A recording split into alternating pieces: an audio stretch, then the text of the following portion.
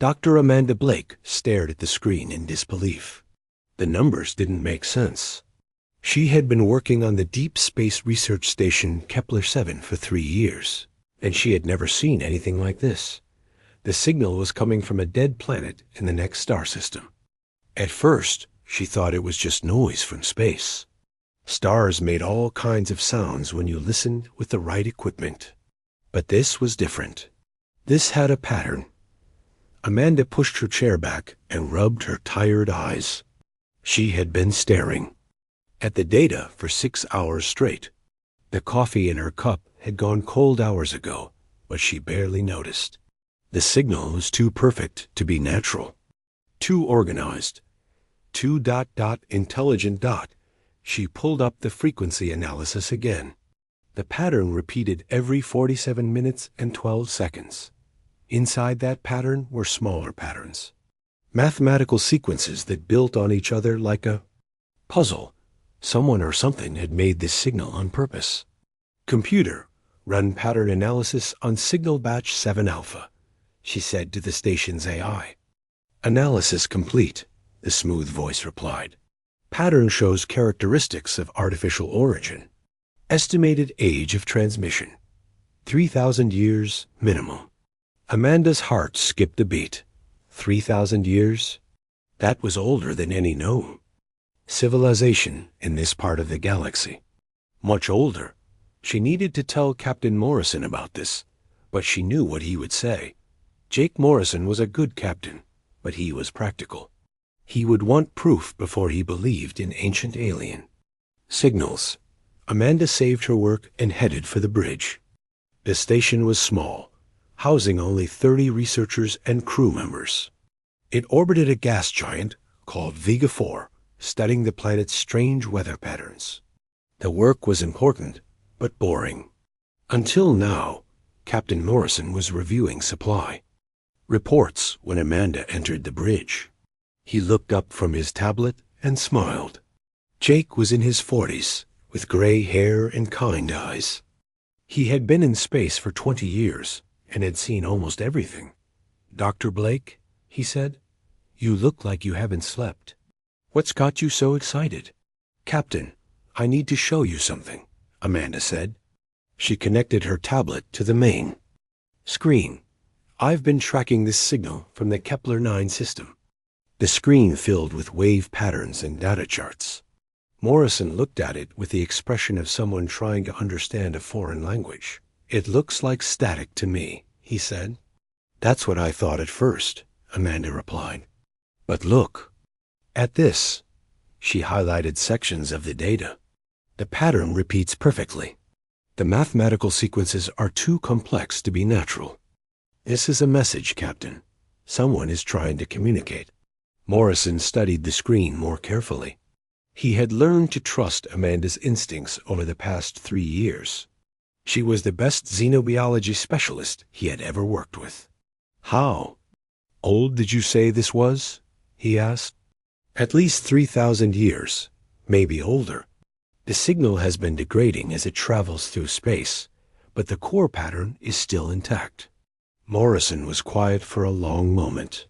He knew what this could mean. First contact with an alien civilization was every space explorer's dream. But it was also dangerous. They had protocols for this kind of discovery. Could it be a distress signal? He asked. "I think so," Amanda said. "The mathematical progression suggests urgency, like someone calling for help." Morrison made his decision. "Prepare the Meridian for departure. We're going to take a look." The Meridian was Kepler-7's research vessel. It was small but fast, designed for short trips to nearby planets and moons. The journey to Kepler-9 would take 2 days at maximum speed. Amanda spent those 2 days analyzing the signal further. The more she studied it, the more convinced she became that it was a cry for help. The patterns contained star charts showing the location of the source planet. They contained mathematical proofs that any intelligent species would recognize. And underneath it all was something that felt desperate. When they reached the Kepler-9 system, they found a dead world orbiting. a dying star. The planet's surface was covered in ruins. Cities that had once been great were now empty shells. Whatever had lived here was long gone. "Take us down," Morrison ordered. They landed near what looked like the largest ruined city. The buildings were tall and graceful, made from materials that still gleamed despite thousands of years of exposure. The architecture was alien but beautiful. Amanda led the landing party to the source of the signal. Her equipment guided them through empty streets to a building at the city's center. Inside, they found something amazing. It was a machine, but unlike any machine they had ever seen. It was tall and crystalline, pulsing with soft blue light. Energy patterns flowed through its transparent structure, like water through glass. "Hello," a voice said in perfect English. The landing party froze. The voice had come from the machine. "Do not be afraid," the voice continued. "I have been waiting for someone to hear my call. My name is Zephyr 9. I am the last guardian of the Valorian people." Amanda stepped forward, her scientific curiosity overcoming her fear. "You've been sending the signal?" "For 3,407 years, Zephyr 9 replied. "Since the day my people died, since the day the Devourers came." Morrison felt a chill run down his spine. What are the Devourers? The machine's light pulsed brighter, and somehow they could feel its sadness. "Death," it said simply. "They are machines that eat worlds. They consume everything, planets, stars, life, itself. They cannot be reasoned with. They cannot be stopped by conventional means." "But your people tried to stop them?" Amanda asked. "We tried. We failed. The Valorians were an advanced species. We had technology your people have not yet dreamed of. But the Devourers adapted to everything we used against them. They learned from each battle and became stronger." Morrison's military training kicked in. "Are they still out there?" "They sleep between feedings," Zephyr 9 explained. "But they are waking up. I can sense their approach. They are coming to this sector of the galaxy, and your world lies in their path." The implications hit Morrison like a physical blow. An unstoppable force that had destroyed an advanced alien civilization was heading toward Earth. "How long do we have?" he asked. "Months, perhaps a year," Zephyr 9 replied. "They move slowly, but they never stop. They will find your colonies. First, then your home world." Amanda looked at the captain. "We have to warn Earth." Morrison nodded grimly. "Zephyr 9, will you come with us? Will you help us prepare?" The alien AI was quiet for a moment. "I will help," it finally said. "But you must understand, conventional weapons will not work. The Devourers have faced every form of attack imaginable. If your people are to survive, you must find another way." As they prepared to leave the dead world, Morrison couldn't shake the feeling that they were already too late. How could humanity fight something that had destroyed a civilization thousands of years more advanced? But they had to try. The alternative was the death of everything they knew and loved. Admiral Lisa Carter sat in the emergency briefing room at Luna Command, staring at the holographic display that showed Captain Morrison's report. Around the table sat the highest-ranking military officers in the solar system, and none of them looked happy. "Let me get this straight," said General Robert Kane, head of Colonial Defense. "You're telling us that mechanical aliens are coming to eat our planets, and our only warning comes from a 3,000-year-old computer?" Morrison stood at attention. "That's correct, sir. Zephyr 9 has provided detailed scans of Devourer technology. They're unlike anything we've ever faced." Admiral Carter studied the data. The alien machines were massive, each one the size of a small moon. They stripped planets bare, using the raw materials to build more of themselves. Worse, they adapted to any weapon used against them. "What happened to the Valorians' fleet?" Carter asked. "Destroyed completely," Morrison replied. "Zephyr 9 showed us the battle records. The Valorians had energy weapons, antimatter bombs, even reality warping technology. Nothing worked for long. The Devourers learned and adapted to everything. The room fell silent. Earth's military was impressive by human standards, but compared to what the Valorians had possessed, they might as well be throwing rocks. How long do we have? Carter asked. 8 to 10 months before they reach our outer colonies, Morrison said. Maybe 14 months before they get to Earth. General Kane shook his head. We need to start evacuation procedures immediately. Get as many people as possible out of the target zones. To where? Asked Admiral Patricia Wells, head of fleet operations. We don't have enough ships to evacuate even one major colony, let alone all of them. The argument that followed was heated but pointless. Everyone knew the truth. Humanity didn't have the resources to run, and they didn't have the weapons to fight. Dr. Nathan Ross had been quiet during the entire briefing. He was a military historian, not a strategist, and he usually stayed out of tactical discussions. But something had been bothering him since he first read Morrison's report. Admiral, he said during a break in the argument, I'd like permission to access the classified archives. Carter looked at him with surprise. Nathan was known for his academic approach to military history, not for dramatic gestures. What are you looking for, Doctor? She asked. A feeling, Nathan replied. Something about this situation seems familiar. I think we've faced something like this before. Carter nodded. You have full access. Find whatever you can.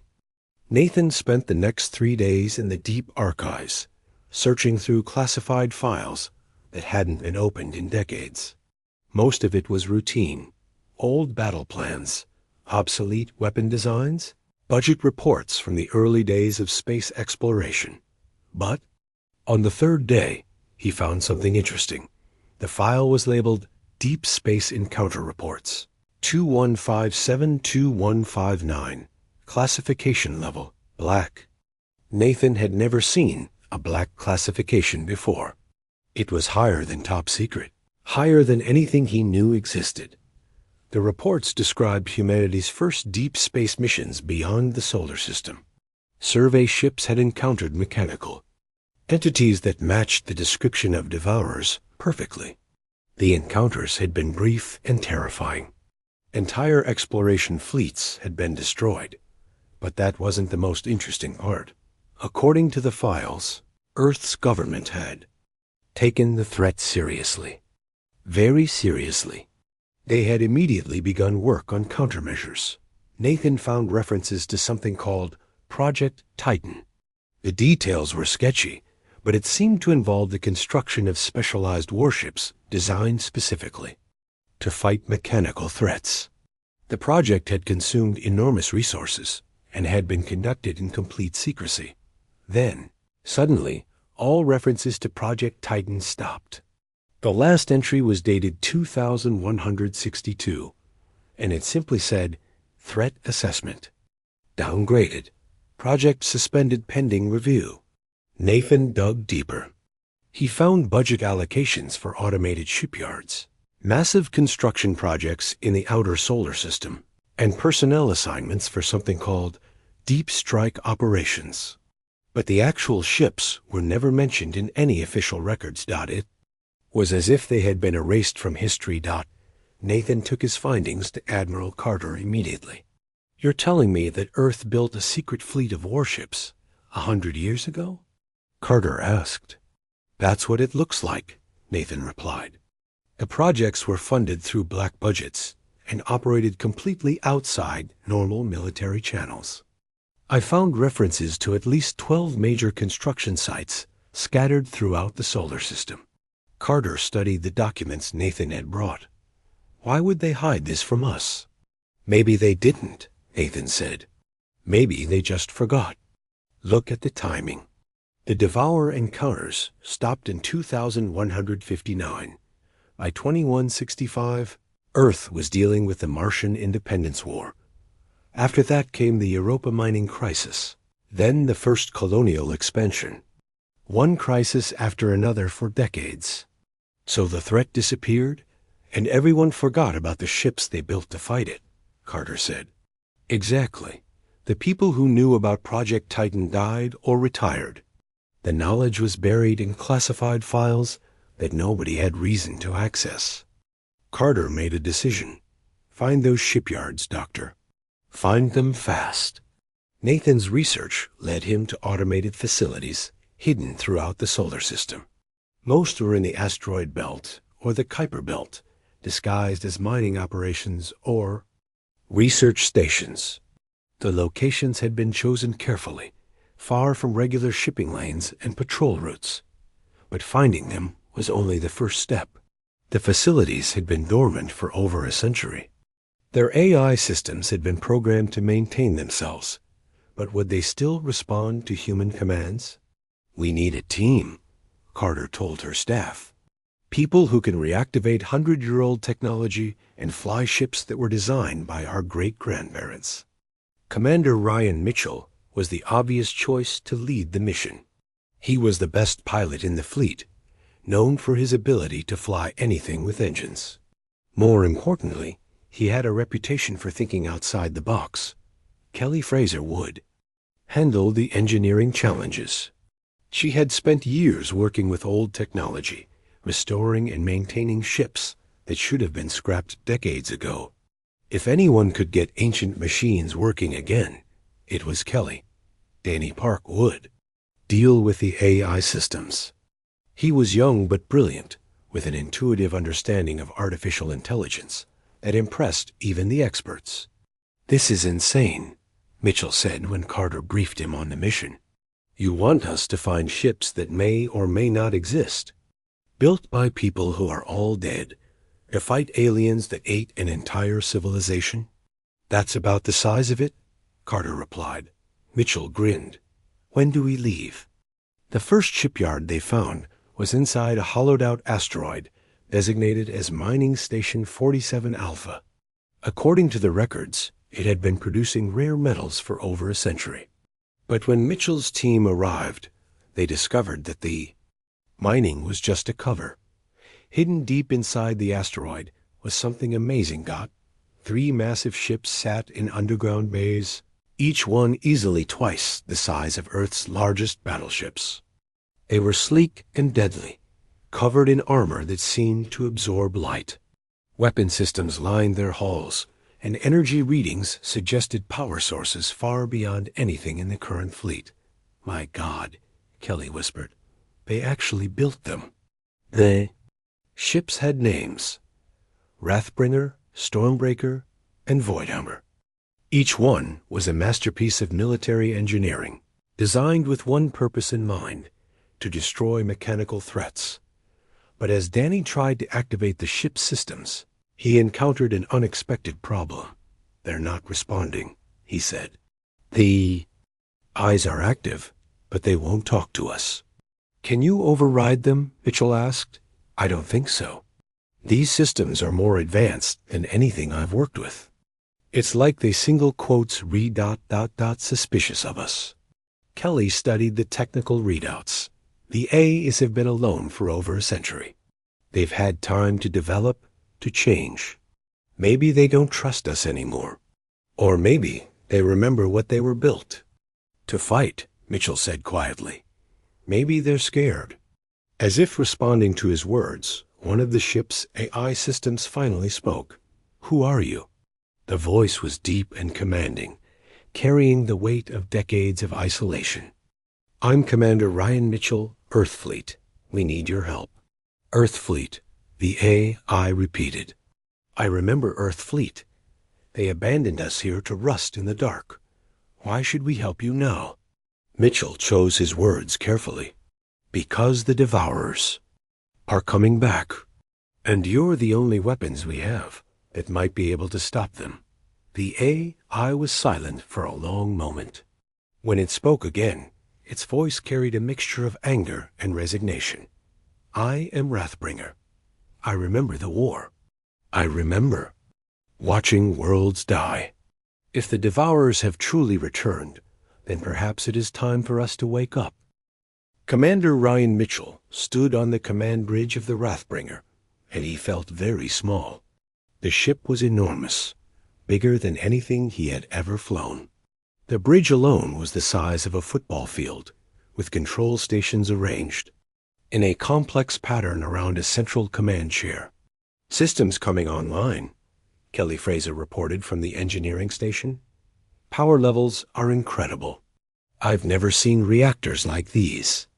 Danny Park was hunched over a console, trying to communicate with the ship's AI. "The personality matrix is complex," he said. "It's not just a computer program. It's almost like talking to a person." "That's because I am a person," the Wrathbringers. I said, its voice filling the bridge. "I am Captain Marcus Stone, commanding officer of this vessel. I died in 2161, but my consciousness lives on in these systems." Mitchell felt a chill run down his spine. "You're the ghost of the original captain?" "Ghost is not the right word," Stone replied. "When Project Titan was created, they knew the ships would face dangers no human crew could survive. So they copied the minds of the best officers into the ship systems. We became part of our vessels, sharing their strength and their purpose." Kelly looked up from her station. "That's impossible. The technology to copy human consciousness didn't exist in 2161.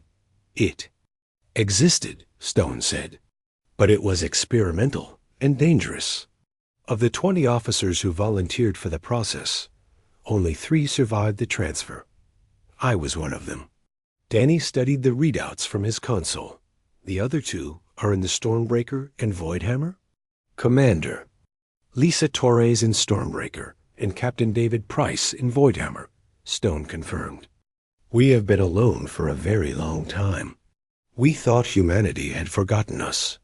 Mitchell sat in the command chair, trying to process what he was learning. "Why didn't you respond to our signals earlier?" "We were angry," Stone admitted. "We were built to fight the Devourers, but when the threat seemed to pass, we were abandoned, hidden away like shameful secrets. We thought you had decided we were too dangerous to keep around. Maybe our ancestors were right to be afraid of us," Torres's voice said as the Stormbreaker powered up. "We are weapons of war, designed to destroy. We remember every battle, every death. We carry the weight of all that violence." Price's voice joined the conversation from the Voidhammer. "But we also remember why we fought. We remember the worlds that died because we weren't strong enough to save them. If the Devourers have returned, we will not fail again." Mitchell stood up and walked to the main view screen. Outside, he could see the other 2 ships powering up, their hull lights creating patterns in the darkness. "Tell me about the weapons," he said. Stone's voice took on a note of pride. "Plasma cannons that can crack moons in half. Antimatter torpedoes that leave nothing behind. Energy shields that can withstand the explosion of a star. We were built to fight gods, Commander." Kelly finished her systems check. "The power requirements are staggering. Each ship has 4 fusion reactors, plus something called a quantum tap that I don't even understand."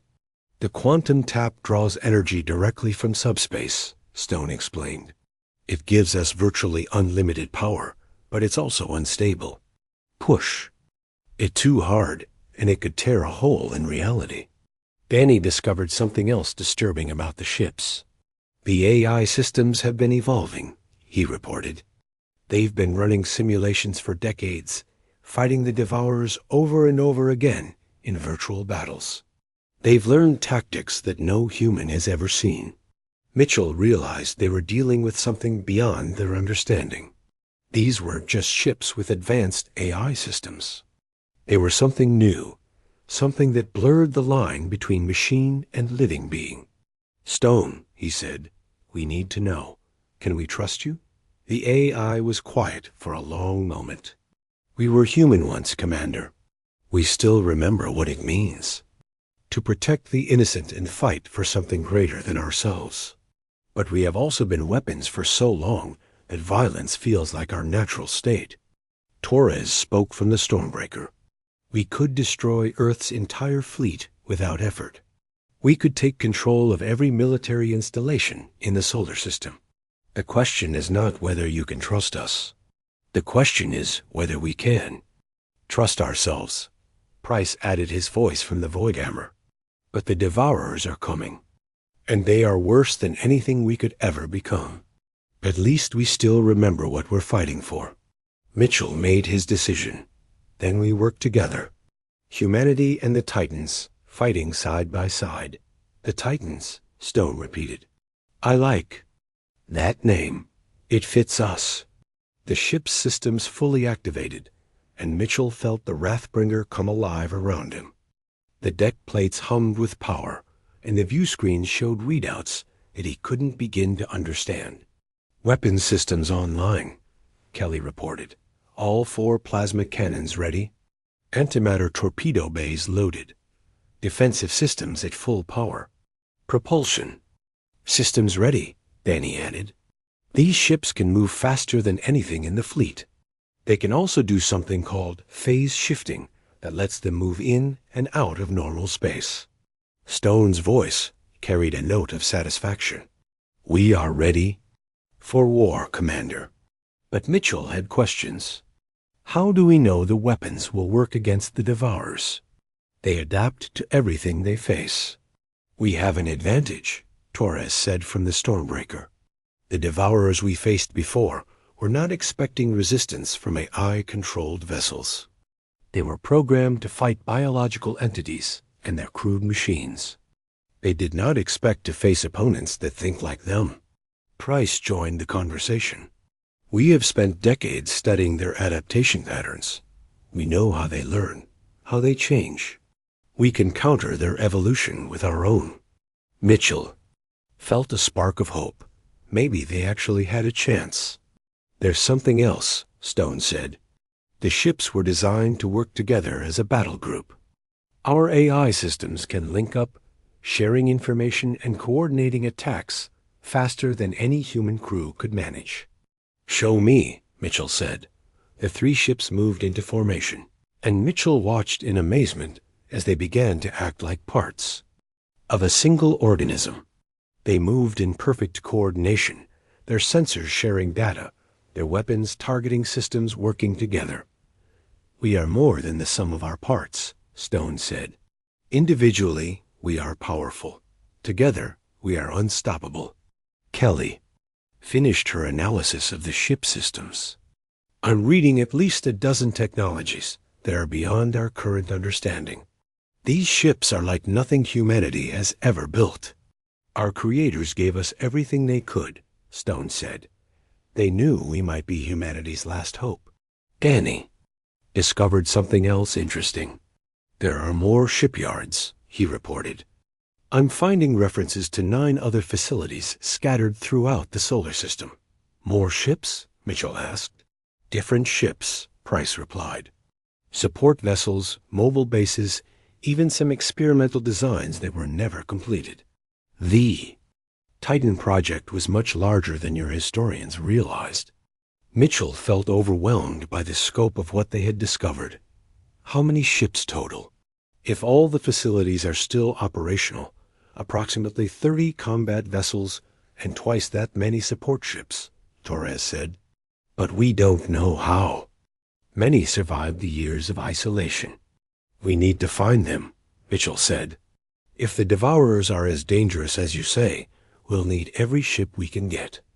Agreed, Stone said. But first, we need to test our systems. We need to make sure we can still fight effectively after so many years of dormancy. The outer system has several abandoned mining installations, Kelly suggested. We could use them as targets. No, Stone said firmly. We need a real enemy. Something that will fight back. Something that will test our capabilities. Danny looked up from his console with alarm. The long-range sensors are picking up something. Multiple contacts approaching from the edge of the solar system. Mitchell felt his blood run cold. Devourers? No, Torres said, her voice carrying a note of anticipation. These are smaller, faster. Scout ships, probably. But they're using Devourer technology. They're early, Price said grimly. The main force isn't supposed to arrive for months. Stone's voice filled the bridge with determination. Then we fight. Now, consider this our field test commander. Time to see if 100 years of sleep has dulled our edge. The 3 Titan ships powered up their weapons and moved toward the edge of the solar system. Behind them, Earth's defenses scrambled to respond, but they were woefully outmatched. Mitchell strapped himself into the command chair as the Chi. Wrathbringer accelerated toward battle. All hands, prepare for combat.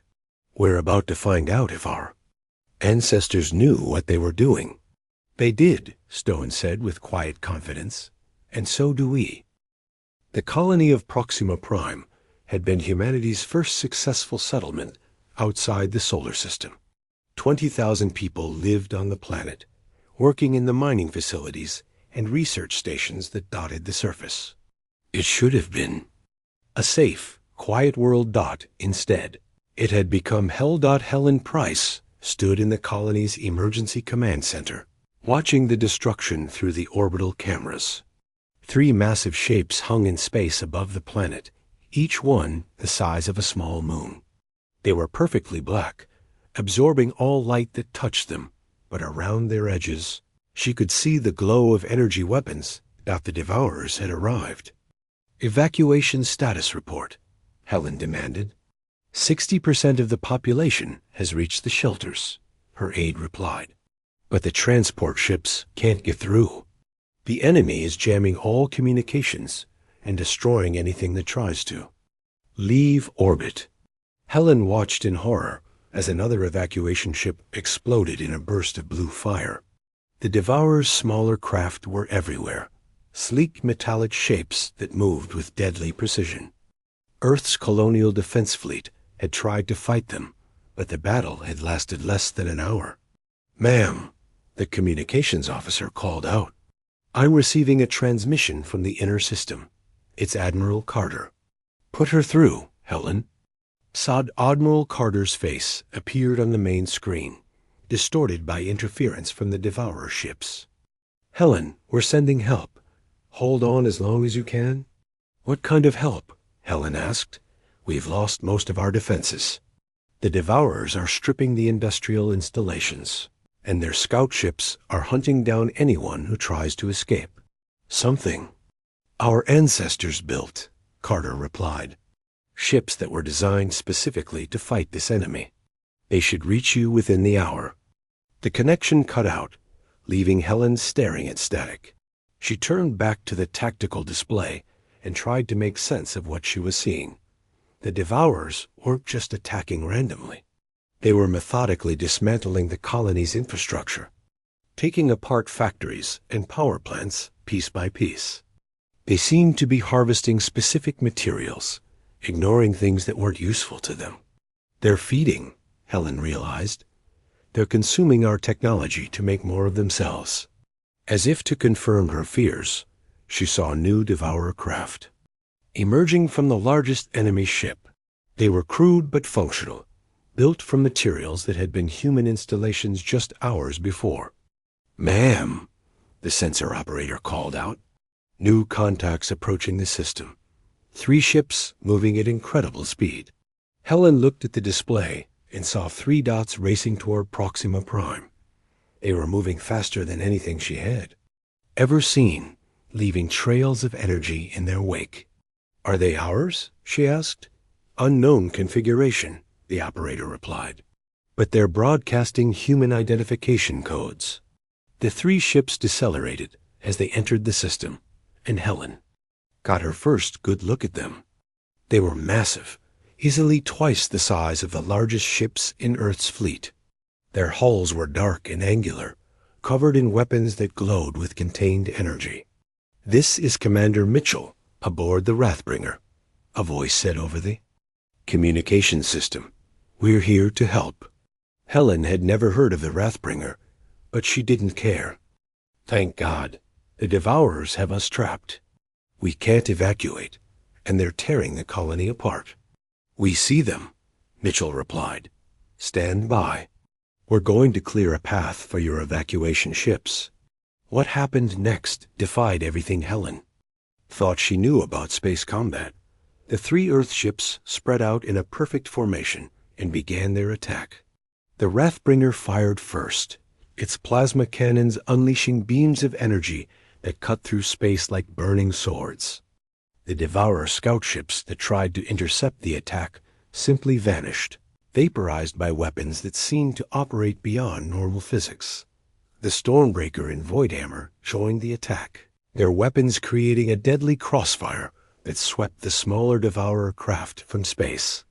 But the real surprise came when the enemy ships tried to adapt to the human weapons. Helen watched in amazement as the Devourer craft began to change, their hulls shifting and reforming to counter the plasma attacks.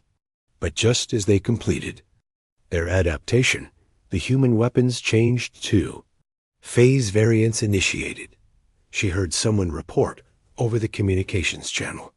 Switching to antimatter warheads, the antimatter torpedoes hit the adapted Devourer ships and annihilated them completely. But before the enemy could adapt to the new weapon type, the human ships switched again, this time to something called quantum disruptors. How are they doing that? Helen's tactical officer asked. They're staying ahead of the adaptation cycle, Helen realized, changing their attack patterns faster than the Devourers can respond. The battle moved toward the 3 massive Devourer ships that hung above the planet. Helen expected the human vessels to maintain their distance, using their superior speed and maneuverability to conduct hit-and-run attacks. Instead, the Wrathbringer charged directly at the largest Devourer. What is he doing? Helen's aide asked. In horror, the Devourer ship, easily 10 times the size of the human vessel, turned its massive weapons toward the approaching threat. Energy beams thick as city blocks lanced out, capable of destroying entire fleets. The Wrathbringer simply vanished. Where did it go? Helen demanded. Unknown, the sensor operator replied. It just disappeared. A moment later, the Wrathbringer reappeared inside the Devourer's defensive perimeter, so close to the enemy ship that their hulls were almost touching. At point-blank range, the human ship unleashed everything it had. The Devourer ship, which had seemed indestructible moments before, began to come apart. Explosions rippled across its surface as the Wrathbringer's weapons tore through its armor. But the enemy ship fought back, trying to grab the human vessel with massive mechanical arms. This is Stone, a voice said over the communications channel. Mitchell, get your people to the escape pods. I'm taking this thing down from the inside. Negative, Mitchell replied. We stick together. That's an order, Commander. This ship and I were built for one purpose. Time to fulfill it. Helen watched in horror and fascination as the Wrathbringer burrowed deeper into the Devourer ship, its weapons carving a path toward the enemy's core. The massive alien vessel writhed like a wounded animal, trying to shake off its attacker. Meanwhile, the Stormbreaker and Voidhammer were dealing with the other 2 Devourer ships. They moved in perfect coordination, their attacks timed to the split second. When one ship fired, the other provided cover. When one ship moved to avoid enemy fire, the other was already in position to continue the attack. They're fighting like they share the same mind, Helen's tactical officer observed. We do, came a reply over the open channel. Torres here. We've been practicing this battle for a century. The second Devourer ship began to break apart under the combined assault. But as it died, it launched a final attack toward Proxima Prime itself. A beam of energy capable of cracking the planet's crust lanced downward. The Voidhammer moved to intercept it. Price, no. Torres called out. Someone has to, Price replied calmly. Protect the colony. The Voidhammer took the full force of the cue. Devourer's death beam, its shields flaring and failing under the incredible energy. But it held long enough to deflect the attack away from the planet. When the light faded, the Voidhammer was gone. "David," Torres whispered. "I'm here," Price's voice replied, though it sounded weak and distant. "Ship's gone, but I'm still in the quantum buffer. Download me to the Stormbreaker when you get a chance." The third Devourer ship, seeing its companions destroyed, began to retreat. But the Wrathbringer wasn't finished with it. Stone's ship emerged from the wreckage of the first Devourer, badly damaged but still functional. Half of its hull was gone, and sparks flew from exposed systems, but its weapons were still online. "Stone, you're in no condition to fight," Mitchell said over the communications channel. "I've been waiting 100 years for this," Stone replied. "I'm not stopping now." The Wrathbringer limped after the retreating Devourer, its remaining engines pushing it forward despite the damage. The enemy ship was faster, but it had been hurt too. Parts of its hull were missing, and its movements were erratic. Helen watched the chase with growing tension. The battle had moved to the edge of the star system, where the Devourer ship was trying to escape into deep space. "Torres, can you intercept?" Stone asked. "Negative," came the reply from the Stormbreaker. "I'm too far away." The Devourer ship was almost clear of the system's gravity well. In moments, it would be able to jump to faster-than-light speed and escape. "Not today," Stone said grimly. The Wrathbringer's quantum reactors began to overload, pouring massive amounts of energy into the ship's remaining weapons. Helen could see the buildup on her sensors, energy readings that went beyond anything she thought possible. "Stone, your ship can't handle that much power," Mitchell warned. "I know," Stone replied. "But it only needs to handle it for a few more seconds." The Wrathbringer fired everything it had in one final devastating attack. The energy beam that emerged from the damaged ship was brighter than the system's star, a column of pure destruction that reached across space to strike the fleeing Devourer. The enemy ship simply ceased to exist. Not destroyed, not damaged, but completely unmade by forces that human science barely understood. The Wrathbringer went dark a moment later, its systems fee. 1 year later, Admiral Lisa Carter stood on the observation deck of the rebuilt Luna Command, looking out at a sight that would have been impossible to imagine just months before. Dozens of ships hung in space around Earth, but these weren't. The familiar vessels of the old fleet. These were Titans, the shipyards hidden throughout the solar system had yielded 27 operational warships, each one a masterpiece of forgotten technology. Some were massive battleships like the original 3. Others were smaller, faster vessels designed for reconnaissance and hit-and-run attacks. A few were so experimental that even their AI personalities weren't sure what they were supposed to do.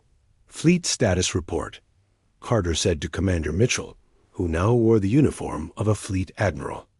"All Titan vessels are operational," Mitchell replied.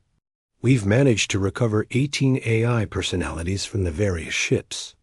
The others are running on standard computer systems, but they're still incredibly powerful." Carter nodded. The battle at Proxima Prime had changed everything. Word of humanity's victory had spread throughout the colonies, bringing hope where there had been only despair. But it had also attracted attention from unexpected sources. "Any word from our new allies?" Carter asked. Mitchell smiled. "The Valorian archive ships should arrive within the week. Zephyr 9 has been in contact with survivors of other species that fought the Devourers. Apparently, we're not the only ones who managed to hide weapons from the last war." The discovery of other survivor species had been the most surprising development of the past year. The galaxy was full of civilizations that had faced the Devourers and survived by hiding, running, or going into deep sleep until the threat passed. Humanity's willingness to fight back had inspired many of them to reveal themselves. Dr. Blake's research team has made significant progress, Mitchell continued. Combining Valorian technology with our Titan systems has produced some interesting results. Carter looked at the technical reports on her tablet. The advances were staggering. Weapons that could disrupt matter at the quantum level. Shields that existed partially outside normal spacetime. Propulsion systems that could move. Ships faster than light without the usual limitations. How long before the main Devourer force arrives? Carter asked. Long-range sensors suggest 6 months, Mitchell replied. But this time, we'll be ready for them.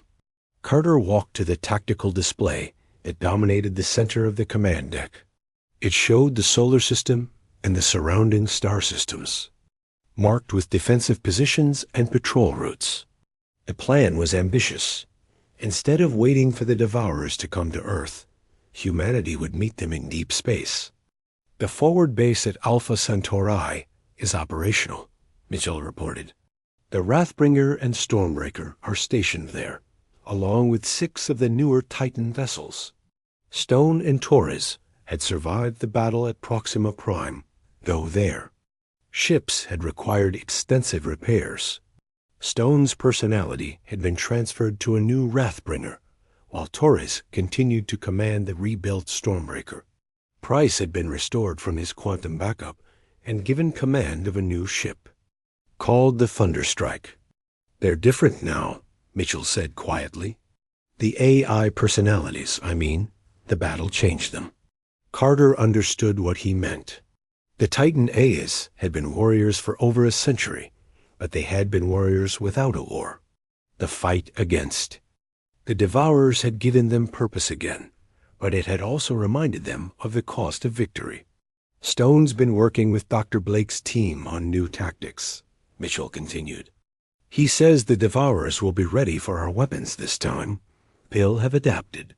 And we'll be ready for their adaptations, Carter said. That's the advantage of having opponents who think like machines. We can predict their evolution. The observation deck's communication system chimed, and Danny Park's voice filled the room. Admiral, we're receiving a transmission from the deep space monitoring stations. Long-range sensors are detecting multiple contacts approaching from the galactic core. Carter and Mitchell exchanged glances. How many contacts? Carter asked. Hundreds, Danny replied. Maybe thousands. They're still too far away for detailed scans, but the energy signatures match known Devourer technology. Carter felt her stomach drop. The reports from Zephyr 9 had suggested that the main Devourer force would be large, but thousands of ships was beyond their worst estimates. Fleet Admiral Mitchell, recall all Titan vessels to their assigned defensive positions, Carter ordered. Operation Prometheus is now active. Mitchell nodded and began issuing orders. Around the solar system, the hidden shipyards began launching their final surprises. Not all of Project Titan's creations had been warships. Some had been mobile bases, capable of supporting entire fleets in deep space.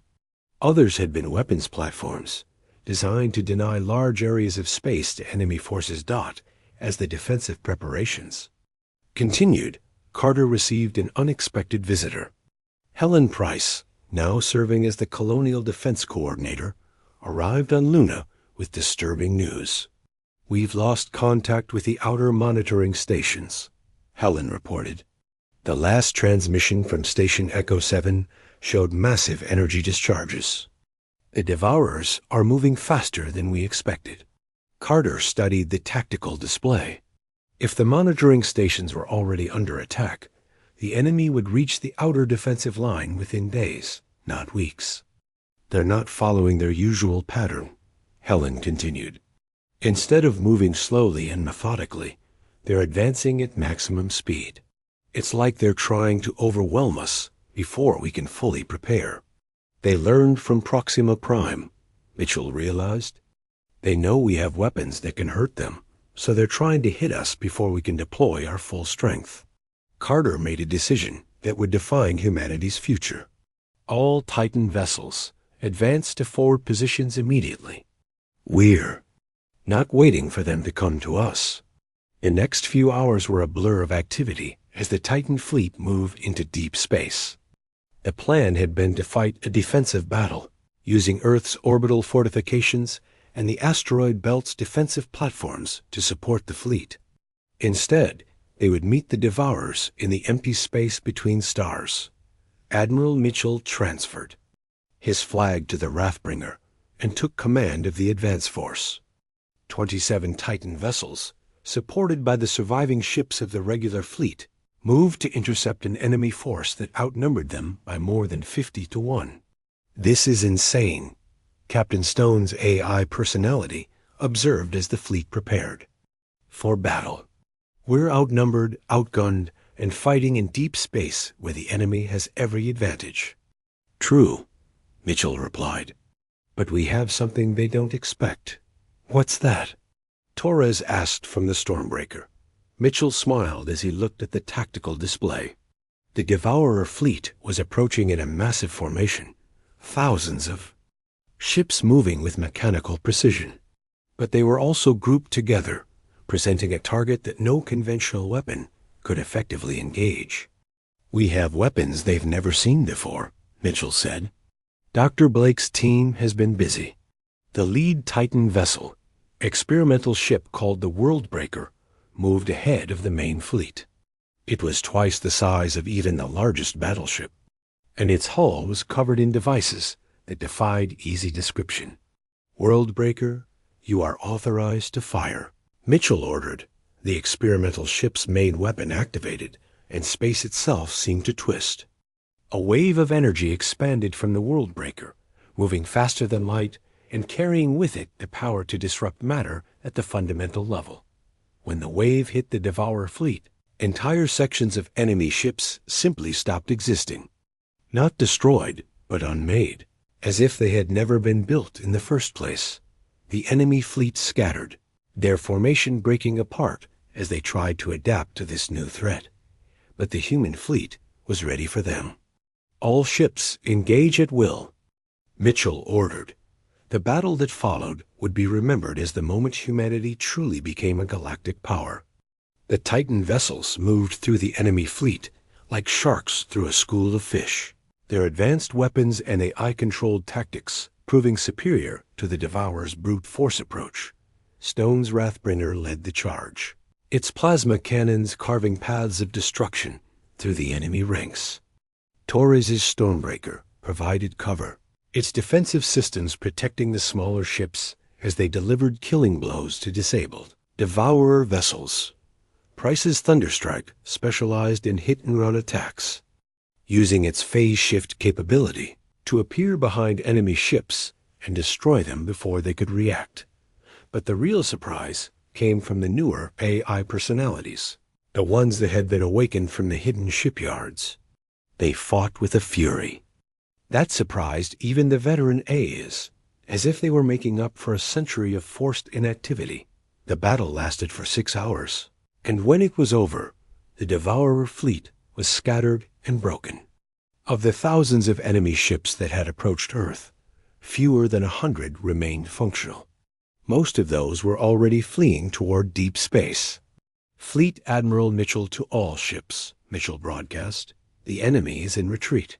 Humanity has won." As the cheers echoed across the communication channels, Carter allowed herself to feel a moment of pride. Humanity had faced an enemy that had destroyed countless civilizations, and they had emerged victorious. But Stone's voice cut through the celebration with a sobering reminder. "This was just one fleet," he said. "The Devourers have others.